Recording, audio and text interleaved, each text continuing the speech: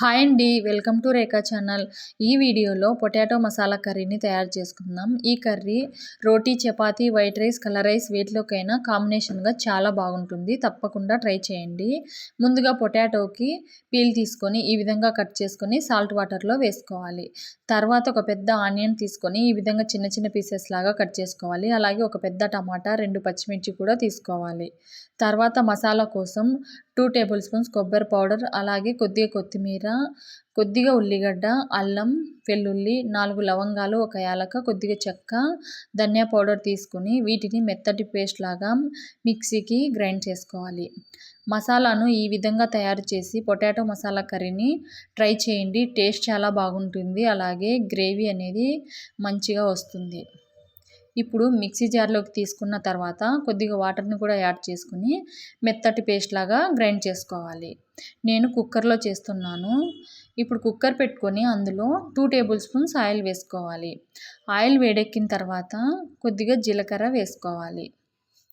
తర్వాత ముందుగా కట్ చేసి పెట్టుకున్న ఆనియన్, అలాగే పచ్చిమిర్చిని వేసుకోవాలి.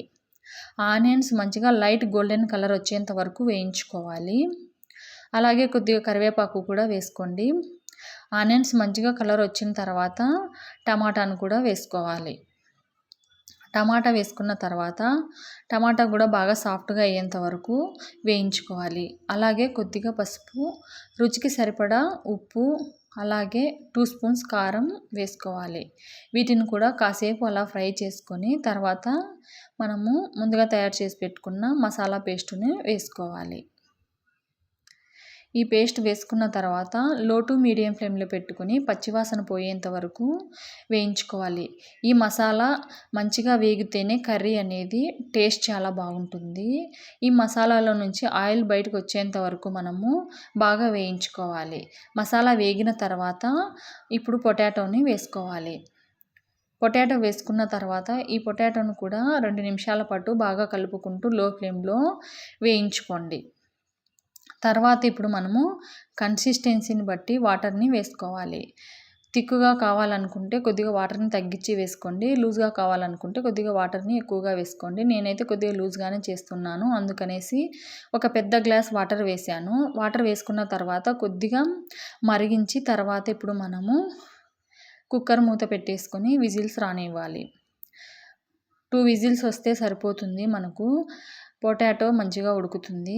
మరీ ఎక్కువసేపు పెడితే పొటాటో అనేది మెత్తగా ఉడికిపోయి మనకు మసాలాలో కలిసిపోతుంది. ఈ విధంగా నాకు కరెక్ట్గా ఉడికాయి ముక్కలు అనేది. ఇప్పుడు మనము ఇందులోకి కొత్తిమీర వేసుకుంటే మనకు పొటాటో మసాలా కర్రీ అనేది రెడీ అవుతుంది. మీరు కూడా తప్పకుండా ఈ విధంగా ట్రై చేయండి. ట్రై చేసి ఎలా వచ్చిందో కూడా కామెంట్ చేయండి. ఈ వీడియో మీకు నచ్చితే please like, share and subscribe to my channel. Thank you for watching. Bye.